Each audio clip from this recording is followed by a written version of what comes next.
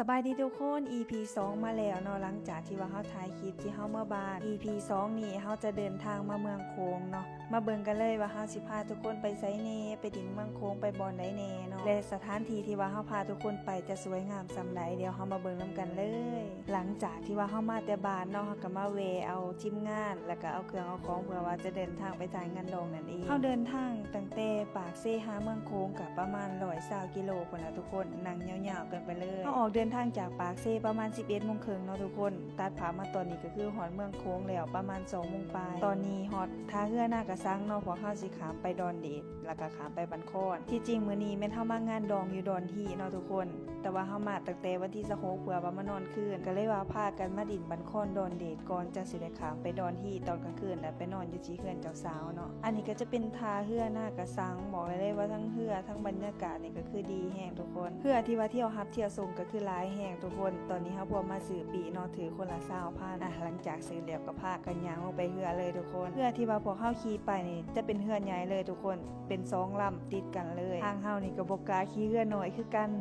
ตัดภาพมาตอนนี้เรือก็ได้แล่นออกแล้วทุกคนสวยงามแฮงเนาะธรรมชาติงามแฮงทางเฮานี่ก็บ่ลืมที่จะถ่ายคลิปให้ทุกคนเบิ่งเนาะเบิ่งตีอากาศดีแฮงธรรมชาติงามแฮงแล่นเรือไปนี่ก็จะเห็นชาวบ้านหรือว่าแขกต่างประเทศที่ว่าเข้ามาดินให้ทุกคนเบิ่งจากภาพเลยว่าอุดมสมบูรณ์ส่ำใดเนาะมาเมืองโขงเทื่อใดก็จนบ่อยากกลับพุ่นแหละทุกคนคันได้มาบ้านน้ำแบบนี้นะอากาศดีและก็ธรรมชาติสวยงามแฮงตอนนี้ก็คือฮอดแล้วท่าเรือดอนเดชเนาะเขาเอิ้นว่าหัวเดชบ่นี่นะใครที่ว่าบ่ทันมาต้องได้ลองมาแล้วครั้งนึงในชีวิตทุกคนหัวเดชนี่เฮาพวกมาครั้งแรกเนาะทุกคนได้ฟีลแบบต่างประเทศแบบอยู่ต่างประเทศเลยนะแต่ละเทื่อก็ขึ้นอยู่ท่าเรือฝรั่งเนาะบ่ได้มาหัวเดชแบบนี้เลยอันนี้ก็คือครั้งแรกทุกคนบอกเลยว่าคนต่างประเทศหลายแฮงแลอยู่นี่จำพวกตัวหนังสือหรือว่าป้ายหยังต่างๆมีแต่ภาษาอังกฤษเลยทุกคนเพราะว่าส่วนหนึ่งอยู่นี่ก็มีแต่ชาวต่างชาติเนาะเข้ามาเที่ยวบ่ว่าจะเป็นโรงแรมอาหารอีหยังต่างๆหลายแฮงอาหารอินเดียก็มีเลยทุกคนพัฒนาแล้วก็อุดมสมบูรณ์แฮงเด้อทุกคน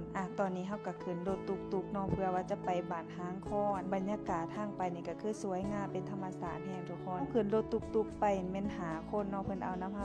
200,000เพื่อว่าไปบ้านหางคอนหัวบ่นี่ก็คืองามแฮงเด้อทุกคนยามแลงนี่วิวดีขนาดเนาะนางเบิ่งตะเวนตกดินขี่จากดอนเดชไปหาบันคอนหรือว่าหางคอนนี่ก็ใช้เวลาประมาณลักปลายนี่แหละทุกคนตัดภาพมาตอนนี้เฮาก็ฮอดแล้วบ้านหางคอนบ้านนี่เป็นบ้านที่ว่าเป็นทาปลาคาเนาะทุกคนแต่ว่าเดี๋ยวนี้ปลาคาจะบ่มีแล้วเพิ่นเอิ้นอีกอย่างนึงก็คือเป็นโลมาน้ำจืดนั่นแหละทุกคนแต่ว่าตอนนี้น่ะบ่มีแล้ววิวธรรมชาตินี่ก็คืองามแฮงทุกคนเบิ่งเอาเลยข้ามคลองที่ว่าเห็นเป็นดอนอยู่หั่นแม่นประเทศกัมพูเชียเนาะรู้สึกว่าไกลกันแฮงเฮามาฮอดชายแดนกัมพูเชียแล้วบ่นี่หลังจากนั้นเฮาจะพาทุกคนไปกินจุ่มปลาเนาะจุ่มปลาเมืองโขงไผบ่ทันเคยกินต้องลองแล้วแต่ว่าต้องให้คนเมืองโขงได้เป็นคนเฮ็ดให้กินเนาะ